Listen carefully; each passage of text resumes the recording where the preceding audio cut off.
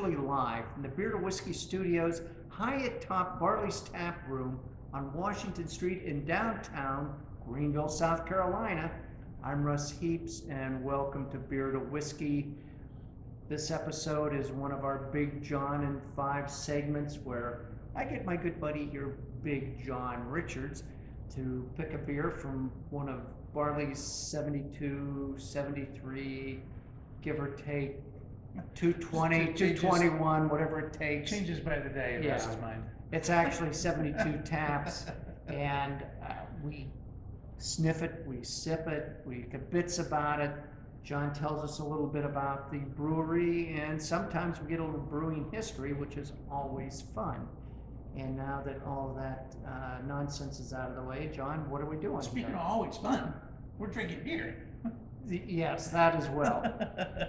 So what we have in front of us is a session IPA from Frothy Beard Brewing down in Charleston called Charleston Moves. And it's Frothy Beard. Yeah. As in, I was gonna get to yes. that. But Oh, Russ is right. Russ was just trying to make sure that got conveyed. Correct. Because there was some discussion about earlier, he kept saying, I thought he was saying Frothy Beer, and I'm like, okay. all beer. Yeah. So yeah, Frothy Beard has been. I've never heard of it. They're relatively well established. They opened up 2013. Okay. They're right on West Ashley and effectively downtown Charleston. How have I missed that? They're not a big brewery. So that said, I don't know if they have any footprint out of South Carolina. For those of you who are searching for our beers in neighboring states, which I assume are thousands and thousands of people.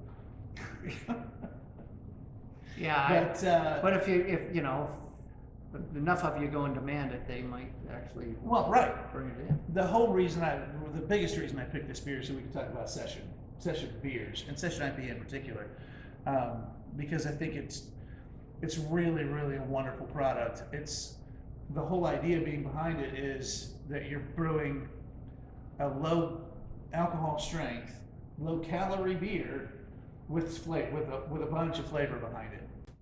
So Charleston Moves is a organization, charitable or nonprofit or something like that, that's lobbying in Charleston to make their city more alternate transportation friendly. So for pedestrians and bikers and public transportation and all the other ways that you can drive around in a city that involve a car,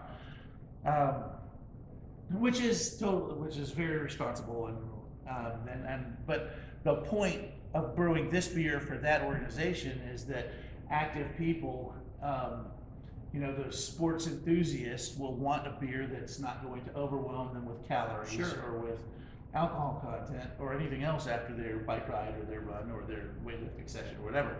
And by the way, having a beer after an hour-long session in the gym is a fantastic idea and is legitimately a healthy option for you.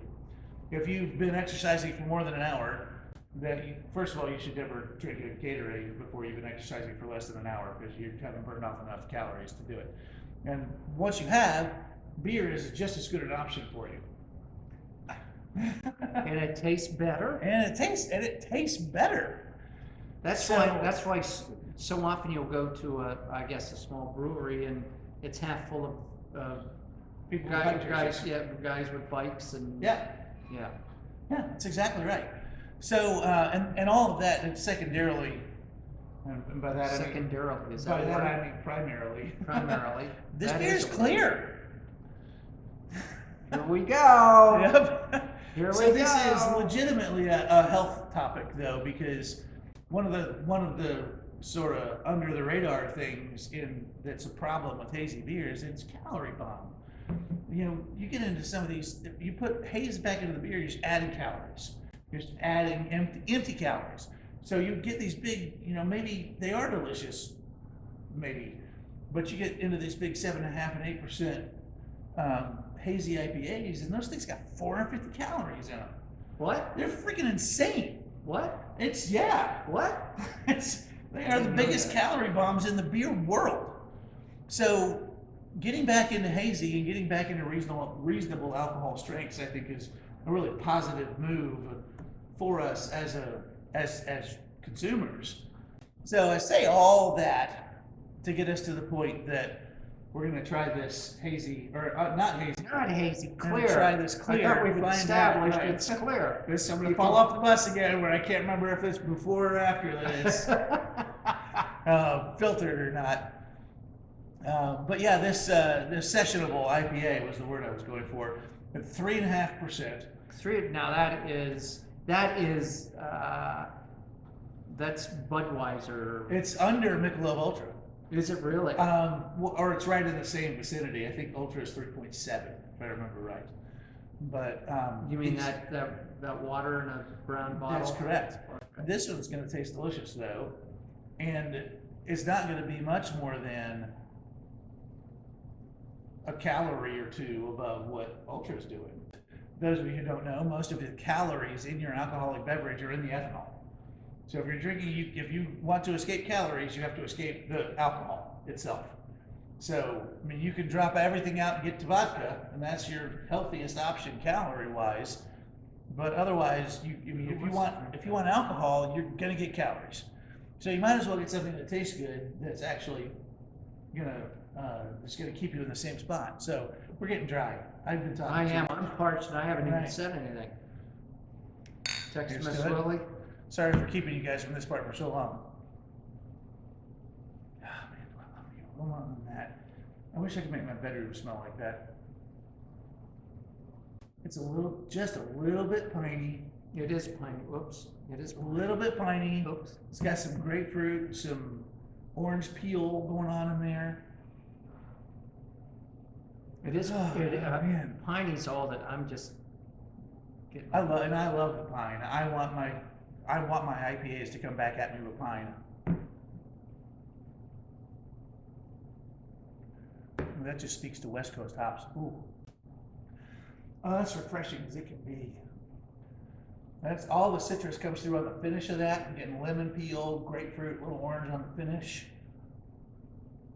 I'm getting the lemon peel. I'm getting that kind of not bitter, but that kind of dry, pithy. This is where I see. I finally got him. He was making fun of me for that word.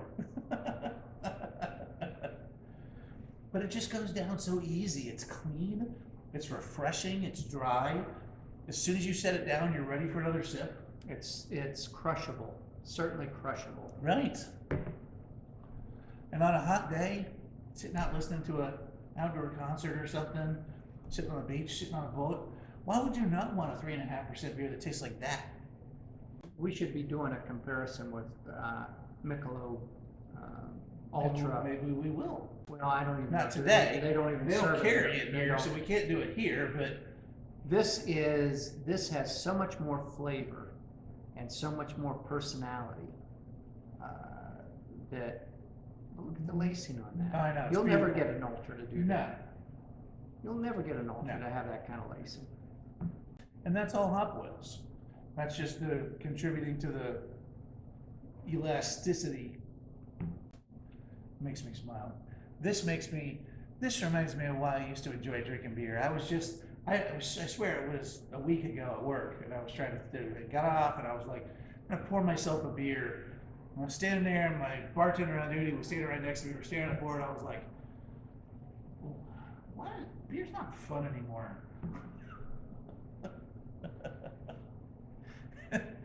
And it's this kind of thing that reminds me of why I used to like beer, because it's lively, because it moves. It's weird. I'm gonna transition into music reference since I've been all over the board with this beer.